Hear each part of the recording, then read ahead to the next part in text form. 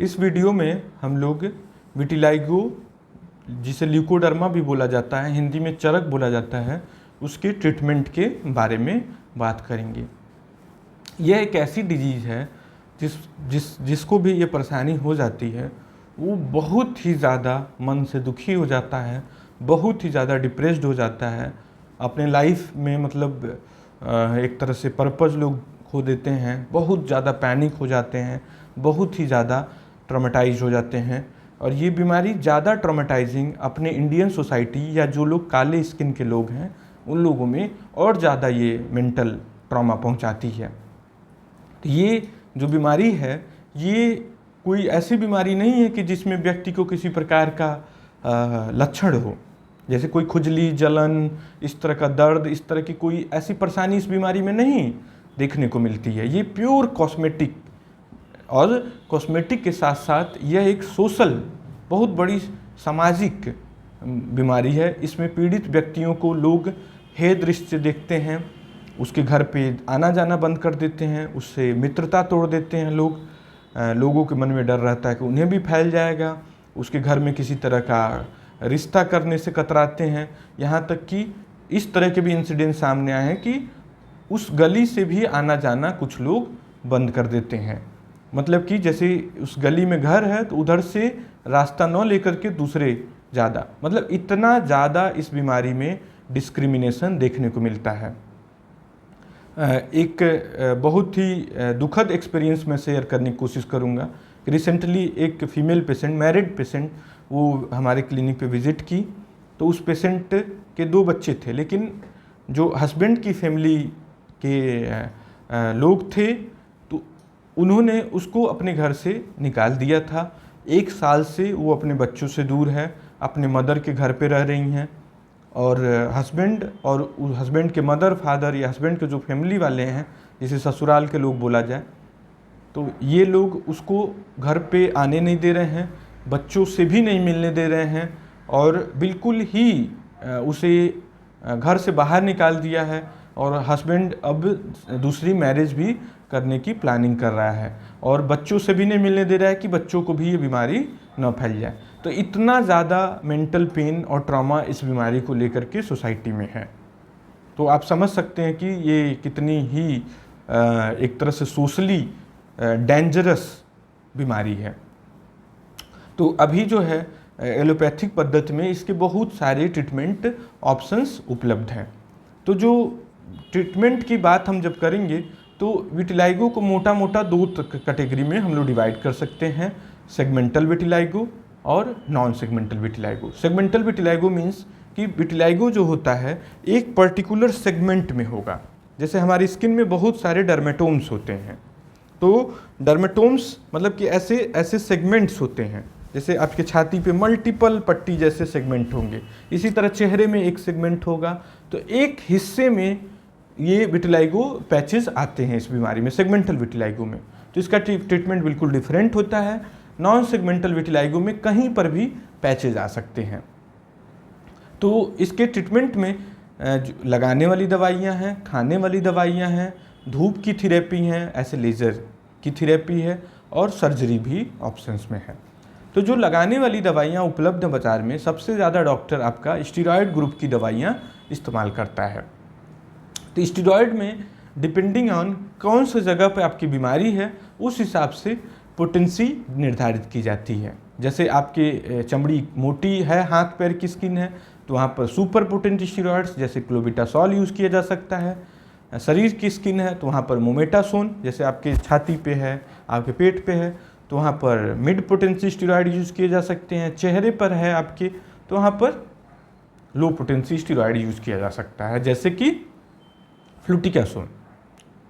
इसी तरह से बिल्कुल ही लो, अल्ट्रा लो पोटेंसी स्टीरॉयड्स जैसे कि डेसोनाइड या क्लोबिटासोन, क्लोबिटासोल से कंफ्यूज नहीं होना है, क्लोबिटासोन, ये सब आईलिड की स्किन के विटिलाइगो पर इस्तेमाल किया जा सकता है। इसी तरह बच्चों की स्किन जो होती है बहुत ही पतली होती है, बहुत ही नाजुक होती है, कोमल होती है, तो वहाँ पर यूजुअली लो पोटेंसी स्टीरॉयड्स ही इस्तेमाल किए जाते हैं, जैसे कि फ्लूटिकासोन या क्लोबिटासोन या फिर डेसोनाइड। इस तरह के लोअर पोटेंसी स्टीरॉयड्स इस्तेमाल किए जाते हैं।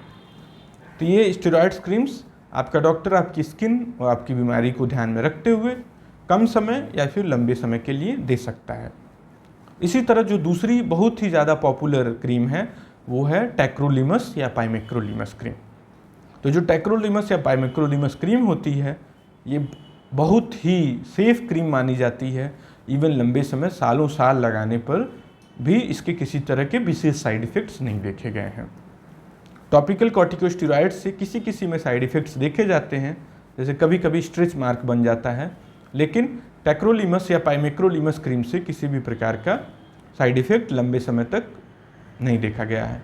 लेकिन टैक्रोलिमस के साथ ये प्रॉब्लम है कि इसकी क्षमता जो है वो स्टेरॉइड क्रीम से कम है, और ये जो मोटे स्किन है जैसे हथेली या तलवे या फिर जो एक्रेल स्किन है, यहाँ की स्किन पर इसका बहुत ही कम फायदा देखा गया है, मतलब इसकी क्षमता लिमिटेड है। और भी जो दूसरी तरह की क्रीमें यूज की जाती हैं वो कैल्सिपोट्रायल विटामिन डी एनालॉग नाम की क्रीम भी कुछ मरीजों में इस्तेमाल किया जाता है। इसी तरह से एक न्यू मॉलिक्यूल है फाइब्रोब्लास्ट ग्रोथ फैक्टर, ये भी कभी कभी आपका डॉक्टर प्रिस्क्राइब करता है। 5-फ्लोरोयूरेसिल नाम की क्रीम भी कुछ मरीजों में आपका डॉक्टर प्रिस्क्राइब किया करता है, लेकिन ये जो 5-फ्लोरोयूरेसिल क्रीम है ये बहुत ही कम पेशेंट्स में कुछ विशेष सिनेरियो में ही यूज किया जाता है।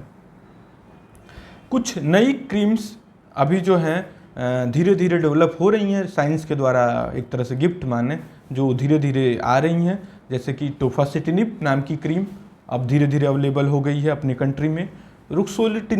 रुक्सोलिटिनिब नाम की एक दवाई है जो अभी यूएसए में और यूरोपियन कंट्रीज़ में अवेलेबल है, लेकिन अपने देश में अभी उपलब्ध नहीं हो पाई है। थोड़े ही दिनों में अपने देश में भी उपलब्ध हो जाएगी। तो विटिलिगो के ट्रीटमेंट के लिए कुछ नए मॉलिक्यूल्स, मतलब एक तरह समझे नए हथियार डॉक्टर्स के हाथों में होंगे, जिससे कि इसको ख़त्म करने में मदद मिलेगी। टॉपिकल ट्रीटमेंट में लगाने वाली थेरेपी में टॉपिकल पुवासॉल का भी विशेष योगदान होता है। तो जो टॉपिकल पुवासॉल होता है इसमें एक धूप के संपर्क में आकर के स्टिमुलेट होने वाली दवाई होती है। ये जो दवाई होती है सोरालिन नाम से जानी जाती है। ये जो दवाई होती है धूप के प्रेजेंस में एक्टिव हो जाती है और हमारे मेलेनोसाइट्स को स्टिमुलेट कर देती है। मतलब इस दवाई को लगा के थोड़ी देर के बाद आपको धूप दिखाना होता है। अब धीरे धीरे कुछ नए भी दवाइयाँ, फोटोसेंसिटाइजर दवाइयाँ जैसे नाइजेला सटाइवा एक्सट्रैक्ट, इस तरह की भी कुछ मॉलिक्यूल्स अब अवेलेबल हो गई हैं, जिनका वेरिएबल बेनिफिट है, थोड़ा या ज़्यादा बेनिफिट है। तो जो लगाने वाली दवाइयाँ होती हैं वो एडजंक्ट थेरेपी के तौर पर, मतलब एड ऑन थेरेपी, मतलब मेन थेरेपी यूजुअली नहीं, सामान्यतः नहीं होती हैं अनटिल अनलेस व्यक्ति को 1 या 2 पैच हो। तो जैसे साधारणतः काफ़ी मरीजों में कई सारे पैचेज होते हैं, तो जो मेन थेरेपी होती है वो होती है खाने वाली दवाइयाँ। तो जो खाने वाली दवाइयाँ होती हैं उसमें सबसे जो सामान्य दवाई इस्तेमाल की जाती है वो होती है ओरल स्टेरॉइड्स दवाइयाँ। ये जो दवाइयाँ होती हैं ओरल स्टेरॉइड्स, ये बहुत ही ज़्यादा लाभकारी दवाइयाँ होती हैं। तो इसमें भी जैसे हमने लगाने वाली स्टेरॉइड्स दवाइयाँ की बात की थी कि मजबूत, कमज़ोर, मध्यम, इस तरह की लगाने वाली स्टेरॉइड्स क्रीम्स हैं, उसी तरह खाने वाली स्टेरॉइड्स में भी इस तरह की दवाइयाँ उपलब्ध हैं, जिसमें बेटामेथासोन, प्रेडनिसोलोन, मिथाइल प्रेडनिसोलोन, डिफ्लाज़ाकॉर्ट, इस तरह की जो स्टेरॉइड्स हैं वो बहुत ही ज़्यादा इस्तेमाल की जाती हैं। तो जो स्टेरॉइड्स दवाइयाँ होती हैं उनमें केवल एक ही चिंता होती है इनके साइड इफ़ेक्ट की। स्टेरॉइड दवाइयाँ यदि मरीज़ खुद से ले या डॉक्टर के परामर्श में न लें तो इसके काफ़ी ज़्यादा कभी कभी ख़राब साइड इफ़ेक्ट्स भी देखने को मिल जाते हैं। जैसे मरीज़ को डायबिटीज़ हो सकता है यदि सालों साल, महीनों महीनों स्टेरॉइड दवाइयाँ बिना सुपरविज़न के, बिना डॉक्टर के ले रहा है, तो उसे शुगर की परेशानी देखने को मिल सकती है। शरीर में सूजन आ सकता है। हालांकि सूजन जो होता है ये खतरनाक सूजन नहीं होता है। जैसे सूजन जब भी शरीर में आता है तो लोग डर जाते हैं कि उनकी किडनी खराब हो रही है। तो ये जो सूजन होता है ये शरीर में पानी ज़्यादा इकट्ठा हो जाने की वजह से होता है और एक मायने में खतरनाक सूजन नहीं होता है। मतलब कि आपका जीवन पे इसका कोई विशेष असर नहीं होता है। दवाई बंद करने पे सूजन चली जाती है। इसी तरह से स्टेरॉयड दवाइयों से बीपी बढ़ सकता है। कुछ मरीजों में हड्डियों पर भी असर पड़ता है, हड्डियाँ कमज़ोर होती हैं। कुछ मरीजों में आँखों के ऊपर भी असर देखा गया है। तो स्टेरॉयड्स दवाइयाँ जो हैं डॉक्टर के हाथों में एक वरदान की तरह से हैं, एक अनोखा गिफ्ट बोल सकते हैं, एक बेहतर उपकरण के तौर पे बोल सकते हैं, और गलत तरीके से इस्तेमाल किया जाए तो ये एक खराब एवं खतरनाक दवाई भी साबित हो सकती है। तो स्टेरॉयड दवाइयाँ कभी भी सर्टिफाइड क्वालिफाइड एमडी डॉक्टर के परामर्श के बिना बिल्कुल भी ना लें। तो जो स्किन डॉक्टर है उसके संपर्क में रहते हुए ही स्टेरॉयड दवाइयों का कंजम्पशन करें, क्योंकि डॉक्टर को पता है कि साइड इफ़ेक्ट किस डोज पे आएगा, कितने समय पे आएगा, और कब कौन से साइड इफ़ेक्ट हैं दवाइयाँ बंद करने पे रिवर्ट बैक हो जाएंगी, कौन से साइड इफ़ेक्ट्स हैं जो परमानेंट हैं। तो ये सब जानकारी डॉक्टर को है। तो आपकी उम्र को देखते हुए, आपके शरीर को देखते हुए, आपके टॉलरेंस को देखते हुए डॉक्टर आपको स्टेरॉयड देगा। तो अधिकांश डॉक्टर इसमें वीकली, ट्वाइस वीकली, मतलब सप्ताह में 2 बार या 1 बार स्टेरॉयड को प्रीफर करते हैं। वो इसी वजह से प्रीफर करते हैं कि इस साइड इफ़ेक्ट कम से कम हो। हालांकि कभी कभी जब बीमारी बहुत ही तेज़ होती है तो कुछ डॉक्टर डेली स्टेरॉयड भी देते हैं या फिर पल्स स्टेरॉयड भी देते हैं, मतलब हाई डोज स्टेरॉयड महीने में 1 बार या 2 बार, बहुत ही हाई डोज। डेक्सामेथासोन पल्स उसे बोला जाता है, मिनी पल्स बोला जाता है। इस तरह के टर्म्स डॉक्टर्स के द्वारा यूज किए जाते हैं। स्टेरॉयड्स को डेली लेने पे बीमारी तो बहुत जल्दी कवर होगी, लेकिन ज़्यादा साइड इफ़ेक्ट का भी खतरा रहेगा। तो कभी भी डेली स्टेरॉयड्स लंबे समय तक के लिए कोई भी डॉक्टर प्रीफर नहीं करता है। बहुत ही रेयर सिनेरियो में ही डॉक्टर आपका प्रीफर कर सकता है डेली स्टेरॉयड। अधिकांश केसेस में सप्ताह में 1 बार या 2 बार ही स्टेरॉयड दवाइयाँ इस्तेमाल की जाती हैं। तो स्टेरॉयड दवाइयाँ जो हैं बहुत ही कारगर दवाइयाँ हैं, लेकिन साथ ही इनसे खतरा भी है। तो इनका सही से उपयोग ही इस बीमारी में फ़ायदा साबित करेगा। अदरवाइज़ आप एक बीमारी का इलाज करवा रहे थे और स्टेरॉयड की वजह से आपको दूसरी बीमारी पैदा हो जाएगी। जो अगली ग्रुप की दवाइयाँ होती हैं वो होती हैं इम्यूनोसप्रेसेंट ग्रुप की दवाइयाँ। तो इम्यूनोसप्रेसेंट ग्रुप की जो दवाइयाँ होती हैं वो इसीलिए उपयोग में लाई जाती हैं कि स्टेरॉयड का डोज कम से कम रखा जाए, स्टेरॉयड को जल्दी बंद कर दिया जाए और मरीज को इम्यूनोसप्रेसेंट ग्रुप की दवाइयों पर शिफ्ट कर दिया जाए। मतलब स्टेरॉयड ग्रुप के साइड इफ़ेक्ट्स को बचने के लिए और स्टेरॉयड का डोज कम रखने के लिए ये दवाइयाँ इस्तेमाल की जाती हैं। तो जो सबसे ज़्यादा इस्तेमाल की जाने वाली इम्यूनोसप्रेसेंट ग्रुप की दवाइयाँ हैं वो होती है एज़ाथायोप्रिन नाम की दवाई। तो ये जो दवाई होती है साधारणतः 2 मिलीग्राम पर केजी वजन के आधार पर निर्धारित की जाती है।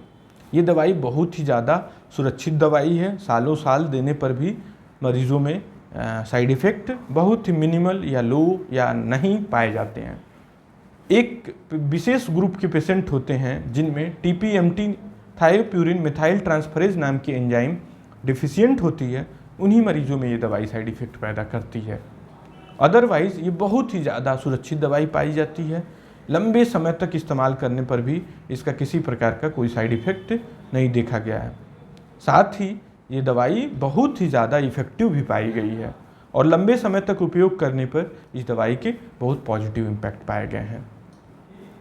जो मरीज़ एज़ाथायोप्रिन नहीं ले सकते हैं उन मरीजों में मेथोट्रेक्सेट नाम की दवाई भी कुछ डॉक्टर्स प्रीफर करते हैं। तो मेथोट्रेक्सेट नाम की दवाई भी बहुत ही सेफ मेडिसिन है, लेकिन ये ध्यान देना है कि इम्यूनोसप्रेसेंट ग्रुप की दवाइयाँ कभी भी बिना डॉक्टर के परमिशन के नहीं ली जा सकती हैं कि 5,000 10,000 में से एक में ही साइड इफ़ेक्ट आएगा, लेकिन वो खतरनाक dangerous life threatening side effect आएगा। तो इस साइड इफ़ेक्ट से बचने के लिए डॉक्टर कुछ ब्लड टेस्ट, कुछ विशेष प्रकार के टेस्ट करवाता रहता है जिससे कि इस साइड इफ़ेक्ट से आप बच सकें। और डॉक्टर को पता है कि ये साइड इफ़ेक्ट कब आएंगे और किन मरीजों में आएंगे। जैसे मैंने बात किया कि TPMT डेफिशिएंट लोगों में एज़ाथायोप्रिन नाम का साइड इफ़ेक्ट आएगा, तो आपको तो नहीं पता चलेगा कि कौन हम लोगों में से TPMT डेफिशिएंट व्यक्ति है, और जो भी TPMT डेफिशिएंट होगा उसमें साइड इफ़ेक्ट आना तय है। तो डॉक्टर TPMT एंजाइम ऐसे करवा सकता है, CBC LFT करवा सकता है। तो ये एजाथाइप्रिन के बारे में बहुत ही ज़रूरी मैसेज है। इसके अलावा इम्यूनोसप्रेसिव थेरेपी में बीच बीच में भी आपकी CBC कंप्लीट ब्लड काउंट और लीवर फंक्शन टेस्ट की ज़रूरत पड़ेगी। कुछ दूसरे इम्यूनोसप्रेसेंट दवाइयाँ जो कि कम इस्तेमाल किए जाते हैं, लेकिन जो मरीज़ एजाथाइप्रिन या फिर मेथोट्रेक्सेट को टॉलरेट नहीं कर पा रहे हैं, तो उनमें उस कंडीशन में ये दवाइयाँ ज़रूरी दवाइयाँ बन जाती हैं, जैसे माइकोफिनोलेट मोफेटिल या फिर साइक्लोस्पोरिन या फिर साइक्लोफॉस्फेमाइड। तो ये दवाइयाँ भी इस्तेमाल की जाती हैं, लेकिन कभी कभी इस्तेमाल की जाती हैं जब दूसरी इम्यूनोसप्रेसेंट दवाइयाँ मरीज़ टॉलरेट ना कर पा रहा हो। ओरल दवाइयों में एक नया एडिशन है, वो है टोफासिटिनिब। हमने टोफासिटिनिब क्रीम की बात करी, उसी तरह से अब टोफासिटिनिब टैबलेट भी उपलब्ध है। तो टोफासिटिनिब भी एक मायने में इम्यूनोसप्रेसेंट ग्रुप की ही दवाई है। तो ये जो दवाई है ये 5 मिलीग्राम के डोज में आती है। इसे सुबह शाम लेना होता है, ज़रूरत पड़ने पे आपका डॉक्टर ज़्यादा डोज में भी दे सकता है। ये दवाई भी अब धीरे धीरे काफ़ी सुरक्षित दवाई के तौर पर उभर करके सामने आ रही है, लेकिन फिर भी इसको देते समय भी और इसको देने से पहले भी कुछ ज़रूरी टेस्ट करने आवश्यक होते हैं। ये टेस्ट करने से इसके साइड इफ़ेक्ट से बच सकते हैं। तो ये टेस्ट जैसे TB का टेस्ट होता है, TB के मरीजों में ये दवाई नहीं इस्तेमाल की जाती है, तो आपका डॉक्टर TB का टेस्ट कराने, ट्यूबरकुलोसिस का टेस्ट कराने की राय देगा। आपका कोलेस्ट्रॉल लेवल करा सकता है, आपका CBC LFT करा सकता है। तो ये सब टेस्ट करा करके ही ये दवाई दी जाती है। तो ये टेस्ट देने के पीछे रीज़न ये होता है कि आपको साइड इफ़ेक्ट से बचाया जा सके। कुछ मरीज ये समझते हैं कि बार बार डॉक्टर टेस्ट करा रहा है, लग रहा है कन्फ्यूज़ है क्या, या इलाज के बारे में सर्टेन नहीं है, इसी वजह से टेस्ट बार बार करा रहा है। तो ऐसी भ्रांति मन में न पालें। ये टेस्ट बार बार कराए जाने के पीछे ये होता है कि आपके शरीर में दवाई की वजह से किसी और प्रकार का साइड इफ़ेक्ट न पैदा हो। नेक्स्ट जो थेरेपी आती है वो आती है ओरल फोटोथेरेपी। मतलब कि गोली खा करके, सोरालिन नाम की गोली होती है, उसको खाई जाती है। तो सोरालिन में बहुत सारी तरह की अब दवाइयाँ उपलब्ध हो गई हैं। उस गोली को खा करके 2 घंटे के बाद व्यक्ति को धूप में जाके बैठना होता है। इसको बोलते हैं ओरल पुगासॉल। जैसे हमने टॉपिकल पुगासॉल बोला, मतलब सोरालिन नाम की दवाई लगा करके आपको धूप दिखाना है, उसी तरह से ओरल पुगासॉल है कि गोली खा करके थोड़ा देर के बाद, 2 घंटे के बाद लगभग धूप दिखानी होती है। तो जो सोरालिन थेरेपी है काफ़ी पुरानी थेरेपी है, काफ़ी इफ़ेक्टिव थेरेपी है, अधिकांश मरीजों में काफ़ी अच्छा बेनिफिट पाया जाता है। इसके अलावा अल्ट्रावायलेट रेज, जिसमें विशेष करके UVB, और उसमें भी नैरो बैंड 308, 311 इस तरह के स्पेक्ट्रम के UVB थेरेपी का इस्तेमाल किया जाता है। तो यदि अभी अल्ट्रावायलेट रेज के लैंप अवेलेबल हैं, चैम्बर्स अवेलेबल हैं, मतलब कि मशीन बड़े बड़े अवेलेबल है जिसके अंदर आप बैठ करके धूप के बिना ही आप विटिलाइगो का ट्रीटमेंट कर सकते हैं। धीरे धीरे साइंस इसके ट्रीटमेंट की तरफ और अच्छे से नई नई दवाइयाँ धीरे धीरे डेवलप हो रही हैं। मतलब भविष्य इसका सुनहरा है, उज्जवल है। तो ये बीमारी हो तो इसको घबराएं ना, अपने डॉक्टर से मिल करके ट्रीटमेंट कराएं। अब एक इम्पॉर्टेंट चीज़ समझने वाली है कि विटिलाइगो की बहुत सारी वैरायटीज़ हैं। मतलब विटिलाइगो बहुत तरह के प्रकार का है। तो विटिलाइगो के सभी प्रकार में ये दवाइयाँ एक तरह से नहीं काम करती हैं। जैसे विटिलाइगो में यदि आपके चेहरे पे विटिलाइगो है या शरीर पे विटिलाइगो है तो बीमारी जल्दी ठीक होगी, बहुत ही जल्दी ठीक होती है। लेकिन यही विटिलाइगो आपके हाथ पे, पैर पे है, होंठ पे है, आपके लिंग पे है, तो उसको ठीक करने में डॉक्टर को काफ़ी समय लग सकता है। कभी कभी कुछ मरीज दुर्भाग्यवश सभी प्रकार के इलाज के बाद भी ठीक नहीं हो पाते हैं। विशेष करके जो एक्रेल, जो एकदम उंगली के टिप पे है, पैर की उंगली के टिप पे है, इसे बोला जाता है एक्रेल विटिलाइगो।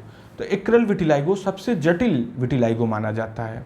होंठ पे है, लिंग पे है, पैर की उंगली पर है। तो ये जो विटिलाइगो होता है ये सबसे जटिल प्रकार का विटिलाइगो होता है। मतलब इसे ठीक करने में काफ़ी समय लगता है, धीरे धीरे ठीक होती है। तो विटिलाइगो के ये मेन ट्रीटमेंट थे। साइड ट्रीटमेंट में कुछ भी अब नए ट्रीटमेंट ट्राई किए जा रहे हैं, लेकिन इनका रोल लिमिटेड है। जैसे कि लेज़र थेरेपी किया जा सकता है, तो इसमें एक मेन लेज़र है एक्साइमर लेज़र। तो जैसे हमने लैम्प की बात किया, नैरो बैंड यूवीबी लैम्प, उसी तरह से एक्साइमर लेज़र भी अवेलेबल है अब, लेकिन ये बहुत ही महंगा है, तो इस वजह से ये आसानी से उपलब्ध नहीं है। CO2 लेज़र भी कुछ डॉक्टर्स करते हैं कुछ रेजिस्टेंट केसेस में। इसी तरह से माइक्रो नीडलिंग की जाती है 5-फ्लोरोयूरेसिल के साथ, मतलब उस चमड़ी की कंट्रोल्ड मैनर में घिसाई की जाती है। कभी कभी PRP नाम की थेरेपी भी इस्तेमाल की जाती है लेज़र के साथ में या फिर डर्मारोलर माइक्रो नीडलिंग के साथ में। तो ये सब कुछ विशेष मरीजों में ही आपका डॉक्टर इन थेरेपी का चुनाव करेगा, ये रेगुलर थेरेपी के तौर पर नहीं है। नेक्स्ट जो चीज़ आता है वो आता है सर्जिकल ट्रीटमेंट। तो सर्जिकल ट्रीटमेंट उन केसेस में किया जाता है जिन केसेस में मेडिकल खाने वाली और लगाने वाली दवाइयों से मरीज़ को आराम न मिले, उस कंडीशन में सर्जिकल ट्रीटमेंट की उपयोगिता लाई जाती है। तो सर्जरी में अब धीरे धीरे साइंस काफ़ी आगे बढ़ चुका है।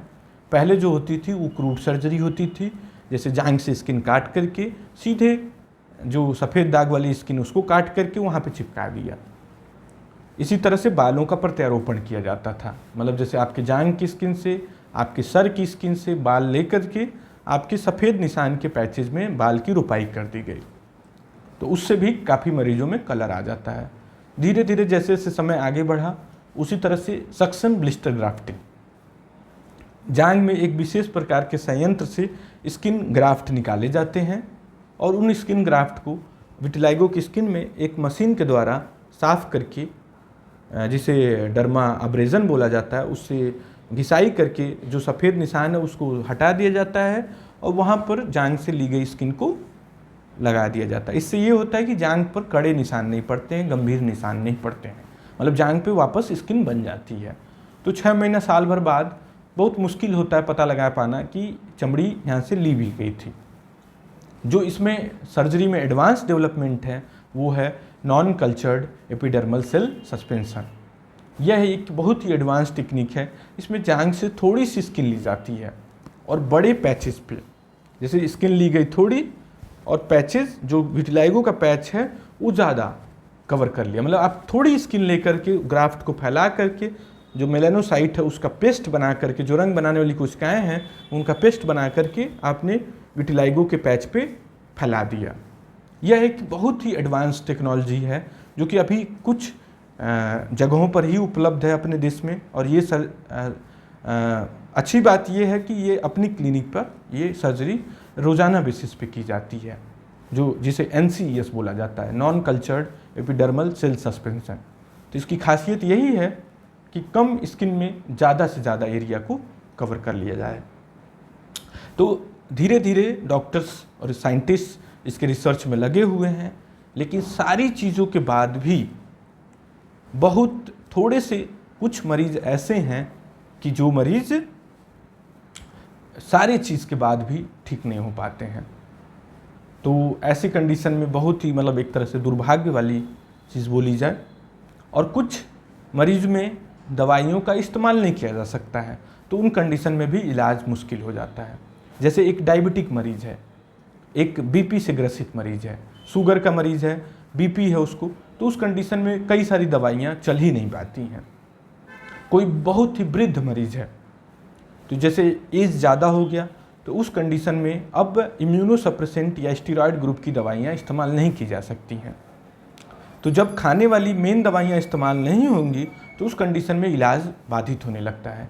तो इस कंडीशन में ये बीमारी का इलाज नहीं हो पाता है। जैसे कोई विटिलाइगो का मरीज़ है, हार्ट का भी पेशेंट है, हार्ट का मरीज़ है, उसके हार्ट की दवाइयाँ चल रही हैं, हार्ट में सर्जरी हुई है, पेसमेकर लगा हुआ है, शुगर है, BP है, ब्रेन स्ट्रोक है, 3 मरीजों में डॉक्टर आपका रिस्क नहीं लेना चाहेगा कि स्टेरॉयड की गोलियां नहीं देना चाहेगा, इम्यूनोसप्रेसेंट ग्रुप की दवाइयां नहीं चलाना चाहेगा।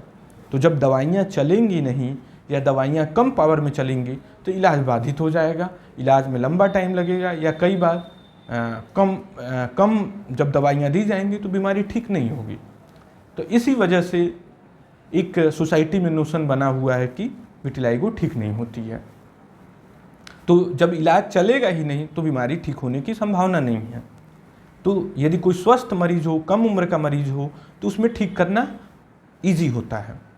दूसरा एक बहुत बड़ा चैलेंज है कि ठीक होने के बाद भी काफ़ी मरीजों में बीमारी वापस लौट के आ जाती है। 6 महीने, साल भर, 2 साल, 5 साल, 10 साल के बाद, 20 साल के बाद भी बीमारी देखा गया है कि कुछ मरीजों में लौट करके चली आती है।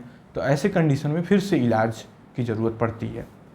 तो काफ़ी मरीज जो होते हैं इस चीज़ को एक्सेप्ट नहीं कर पाते हैं। उन्हें इस तरह से एक्सेप्ट करना होगा कि जैसे बीपी, डायबिटीज़ की बीमारी है, तो उस तरह से आपकी विटिलाइगो भी बिहेव कर सकती है। मतलब बीच बीच में या लगातार आपको इलाज की ज़रूरत पड़ सकती है। तो कुछ मरीज़ फ्रस्ट्रेशन में आकर के कि कब तक दवाई मैं खाऊंगा, वो छोड़ देते हैं। अब उससे क्या होती है कि बीमारी बहुत ज़्यादा बढ़ जाती है और बीमारी पूरे ज़्यादा शरीर में, फिर वो 1 साल 2 साल बाद फिर से वापस आते हैं और बोलते हैं डॉक्टर साहब फिर से ठीक करिए, मैं परेशान हो गया हूँ अब। तो ऐसा नहीं करना है, बिल्कुल भी ऐसा नहीं करना है, क्योंकि बीमारी जितना ज़्यादा फैल जाएगी उतना ज़्यादा समय लगेगा इसको ठीक करने में। और इसको ठीक करना एक चैलेंज होता है डॉक्टर के लिए। तो इसमें लग करके अच्छे से इलाज करवाएं। डॉक्टर से आप प्रश्न पूछें, आप दवाइयों के साइड इफ़ेक्ट के बारे में डिस्कस कर सकते हैं, लेकिन खुद से डिसीजन ना लें। और खुद से डिसीजन लेंगे तो आपको इसके निगेटिव परिणाम भुगतने पड़ सकते हैं। तो इसमें आप डॉक्टर के साथ मिल करके इसका इलाज कराएं। कोई भी साइड इफ़ेक्ट महसूस कर रहे हैं दवाई की तो उसके बारे में डॉक्टर को बताएं और उस साइड इफ़ेक्ट से भी मुक्ति आराम से पाया जा सकता है। तो मैंने इलाज को कोशिश किया कि एक समराइज फॉर्म में बताने की। लास्ट लाइन के तौर पे मैं ये बोलूँगा कि विटिलाइगो से पीड़ित मरीजों को डिस्क्रिमिनेट ना करें। ये केवल रंग की बीमारी है, और जब रंग की बीमारी है और ये बीमारी चूँकि एक व्यक्ति से दूसरे व्यक्ति में किसी भी माध्यम से फैल नहीं सकती है, मतलब कोई ऐसा तरीका नहीं है कि जिससे एक सफ़ेद दाग से हुए मरीज की बीमारी को दूसरे मरीज में फैला दी जाए। मतलब ये बीमारी जब भी होगी तो आपके अंदर के रसायन में गड़बड़ी की वजह से ही होगी। ये बीमारी कभी भी एक व्यक्ति से दूसरे व्यक्ति में फैल नहीं सकती है। यदि ये फैलती तो सबसे पहले जो स्किन के डॉक्टर हैं वो इस बीमारी से प्रभावित होते, क्योंकि रोजाना के तौर पे 10-20 मरीज ऐसा हम लोग रोज़ाना देखते हैं। तो कतई किसी भी मरीज़ को डिस्क्रिमिनेट ना करें। निश्चय ही एक हो सकता है कि अज्ञान में ऐसा डिस्क्रिमिनेशन हो जाए, लेकिन जब भी इसके बारे में अच्छे से जानकारी मिल जाए तो आप दूसरों में जानकारी फैलाएं और डिस्क्रिमिनेशन ना करें, क्योंकि ये बहुत ही ज़्यादा दुखद होती है और हम लोग इससे मरीजों के पीड़ा से काफ़ी ज़्यादा गुजरते हैं। ज़्यादा से ज़्यादा 80-90 के एज के लोग आते हैं और बिल्कुल भी अच्छा नहीं लगता जब वो हमारा पैर पकड़ लेते हैं, रोने लगते हैं क्लिनिक में, तो बहुत ही दुखद होती है। लोग ऐसे घरों में शादी ब्याह नहीं करना चाहते हैं, उन बुज़ुर्ग लोगों को घर में बंद करके रख देते हैं। जब कोई लड़का लड़की देखने को आता है, शादी की बात होती है तो उन्हें घर में बंद कर देते हैं, ऐसा बोल देते हैं कि निकलना नहीं तुम जब तक शादी ना हो जाए। शादी में उन्हें इंगेज नहीं होने देते हैं, जब शादी हो जाती है तब बाद में रिवील करते हैं। तो ये एक तरह से सोशल कुरीति है। तो इस पे हम सभी लोगों को मिल करके काम करना होगा और उसे दूर करने का प्रयास करना होगा, और हर लोगों को ये समझाना होगा कि ये बीमारी फैलने वाली बीमारी नहीं है, केवल रंग की बीमारी है। रंग में थोड़ा सा बदलाव आ गया तो जैसे हम लोग रंग के आधार पर किसी को घृणा से नहीं देखते हैं, जैसे किसी की स्किन गोरी है, किसी की स्किन काली है, किसी की स्किन सांवले रंग की है, तो हम लोग उस दुर्भावना से नहीं देखते हैं। तो उसी तरह से इस बीमारी से पीड़ित मरीजों को किसी भी तरह से दुर्भावना से नहीं देखना, उन्हें काफ़ी ज़्यादा दुख और आहत होता है, और कई बार हम उनके दुख की गहराई को नहीं नाप पाते हैं। जैसे काफ़ी मरीज ऐसे बोलते हैं कि ऐसी दवाइयाँ दे दो कि मेरी जान चली जाए, या तो मर ही जाएं या ठीक ही हो जाए। तो ऐसे भी मरीज आकर के क्लिनिक में बोलते हैं। तो आप उनकी दुख की गहराई इसी बात से नाप सकते हैं, वो काफ़ी मरीज को जब हम लोग बताते हैं कि स्टेरॉयड दवाइयों से ज़्यादा लंबा समय तक सेवन करने से डायबिटीज़ हो सकता है, हाइपरटेंशन हो सकता है, तो वो इसके लिए भी राज़ी होते हैं। वो बोलते हैं कि कोई बात नहीं, मैं डायबिटीज़ की दवाई खा लूँगा, क्योंकि डायबिटीज़ में डिस्क्रिमिनेशन नहीं है। डायबिटीज़ को मरीज को कोई हेय दृष्टि से नहीं देखता है, तो वो इस बात के लिए राज़ी होते हैं कि ठीक है, मुझे डायबिटीज़ हो जाए कोई परेशानी नहीं है, मुझे बीपी हो जाए मैं बीपी की दवाई खा के रह लूँगा, बीपी शुगर की दवाई खा के रह लूँगा, लेकिन इस बीमारी के साथ नहीं रहना है। किसी भी तरह से डॉक्टर साहब इसको ठीक कर दीजिए, ऑपरेशन करके ठीक कर दीजिए, दवाई दे के ठीक कर दीजिए, किसी भी तरह से ठीक कर दीजिए। सब रोग ठीक है, लेकिन ये रोग ठीक नहीं है। तो आप समझ सकते हैं इस बीमारी का किस लेवल का मन के ऊपर चोट पहुंचता है, घाव बनता है, और समझ से ही हम लोग एक साथ अच्छा जीवन व्यतीत कर सकते हैं। Thank you.